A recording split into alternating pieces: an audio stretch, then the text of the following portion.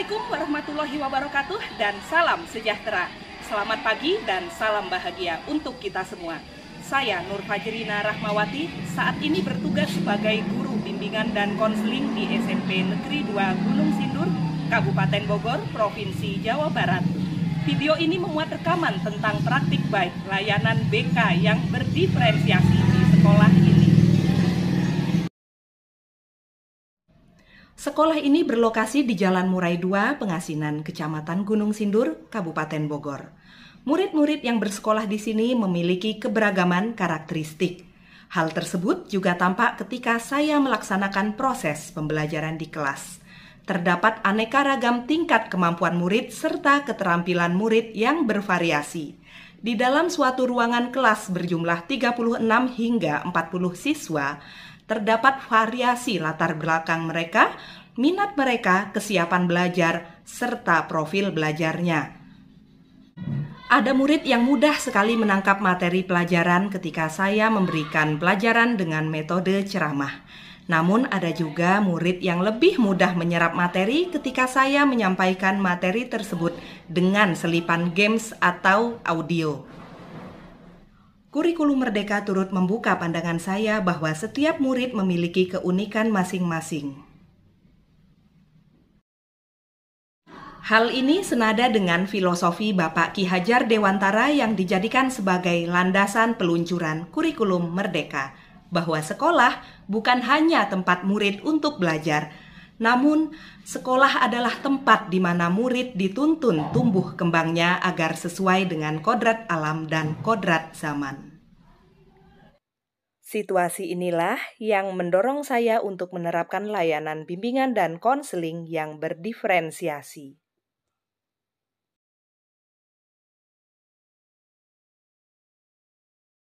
Penerapan diferensiasi dalam layanan bimbingan dan konseling dapat menguntungkan murid untuk memaksimalkan potensi mereka. Sebelum kegiatan ini dilaksanakan, saya melakukan need assessment. Adanya kejadian bully atau perundungan di kalangan pelajar membuat saya tertarik mengangkat tema Stop Bully sebagai salah satu tema dalam pelaksanaan layanan BK yang berdiferensiasi. Aktivitas perundungan ini bisa terjadi di mana saja, ketika siswa berada di luar sekolah ataupun di lingkungan rumah. Persiapan berikutnya adalah melakukan tahap asesmen non-kognitif. Tujuannya untuk mengetahui karakteristik murid. Dalam pertemuan sebelumnya di kelas, saya juga melontarkan pertanyaan pemantik kepada murid untuk menggali minat mereka serta kebiasaan belajarnya. Setelah itu, didapatkan pengelompokan minat murid, yaitu pertama, murid yang memiliki minat digital, kedua, murid yang memiliki minat menulis, dan ketiga, murid yang memiliki minat menggambar. Setelah hasil pemetaan didapatkan, saya mulai menyusun rencana pelaksanaan layanan serta materi tentang stop bullying yang akan digunakan dalam layanan BK. Saya menginfokan kepada murid bahwa di pertemuan selanjutnya akan diadakan layanan BK klasikal, materinya tentang stop bullying. Diferensiasi konten yang saya terapkan adalah murid diberikan kebebasan untuk membawa alat dan bahan untuk mengerjakan tugas sesuai minatnya. Misalnya ponsel dan alat tulis serta alat untuk mewarnai yang dibawa dari rumah. Tentunya di bawah pengawasan saya sebagai guru di kelas.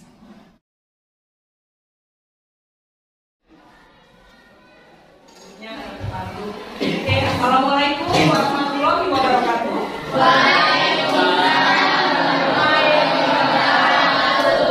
Gimana kabar kalian hari ini?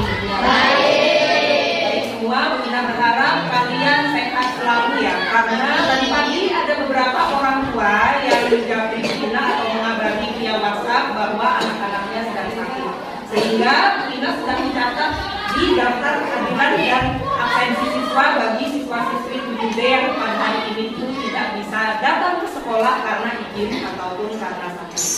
Ya, sebelum materi diberikan, kita akan bersama-sama untuk melakukan ice breaking atau penyegaran terlebih dahulu. Delapan ditambah delapan sama dengan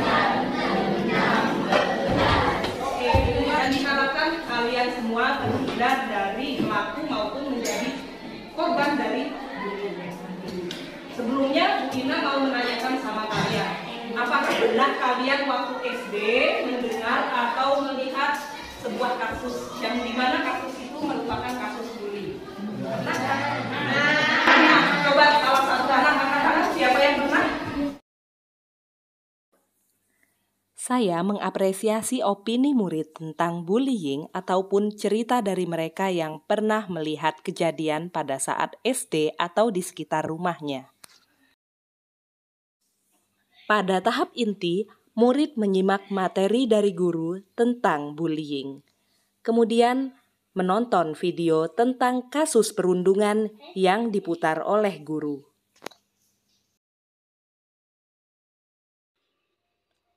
Murid diminta memberikan tanggapan terkait video yang telah mereka tonton. Kegiatan dilanjutkan dengan tanya jawab dibimbing oleh guru. Kegiatan selanjutnya adalah murid diminta untuk membuat karya tentang stop bullying atau anti perundungan dengan memanfaatkan bahan dan alat yang mereka bawa dari rumah, seperti ponsel, alat tulis, serta alat mewarnai. Cara murid mengerjakan tugas bisa disesuaikan dengan gaya belajar serta minatnya. Hal ini termasuk dalam diferensiasi proses. Selanjutnya, diferensiasi produk nampak ketika murid membuat karya sebagai bentuk pencegahan terhadap bullying, baik berupa mind map, artikel, gambar, poster, komik, video, ataupun puisi sesuai minatnya masing-masing. Usai membuat karya, murid melakukan unjuk karya dan saling memberikan balikan terhadap hasil karya temannya. Setelah itu, murid dapat mengunggah karyanya di media sosial maupun ditempel di dinding kelas sebagai bentuk kampanye anti perundungan. Saya mengajak murid untuk bersama-sama melakukan refleksi kegiatan yang telah dijalani. Evaluasi juga dilakukan dengan menanyakan pemahaman murid, perasaan saat mereka menerima informasi materi ini, dan tindakan yang mereka lakukan selanjutnya jika menemukan atau mengalami kejadian yang serupa. Jadi kegiatan atau tindakan bully merupakan tindakan yang berbahaya dan harus dijauhi. Serta kalian harus berani melaporkan kepada pihak-pihak terkait jika melihat atau menyaksikan tindakan bully atau bahkan kalian menjadi korban bully. Serta jauhilah tindakan tersebut karena efeknya sangat negatif untuk masa depan kalian. Bulan yang akan datang, materi kita mengenai bahaya pergaulan bebas di kalangan remaja. Kegiatan layanan pada hari ini, semoga apa yang kita dapatkan bisa bermanfaat untuk kita semua. Dan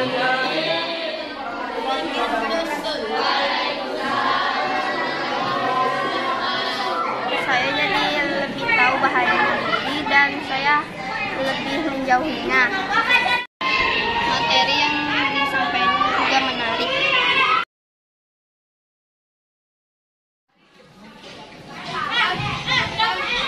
Setelah menerapkan layanan bimbingan dan konseling yang berdiferensiasi, didapatkan hasil bahwa kegiatan ini berjalan dengan efektif untuk mengakomodasi kebutuhan belajar murid yang beragam. Meskipun murid diberikan kebebasan untuk belajar dan mengerjakan tugas sesuai dengan minat dan caranya masing-masing, namun saya tetap mengontrol kegiatan layanan sehingga tujuan bisa tercapai dan sikap murid selama mengikuti kegiatan layanan bisa terkondisikan dengan baik. Adapun untuk beberapa murid yang masih malu-malu berpendapat, akan saya berikan treatment lanjutan berupa bimbingan kelompok untuk memacu timbulnya rasa percaya diri. Pada waktu-waktu mendatang, saya ingin lebih memaksimalkan alokasi waktu serta menyuguhkan pengalaman belajar yang berbeda kepada para murid.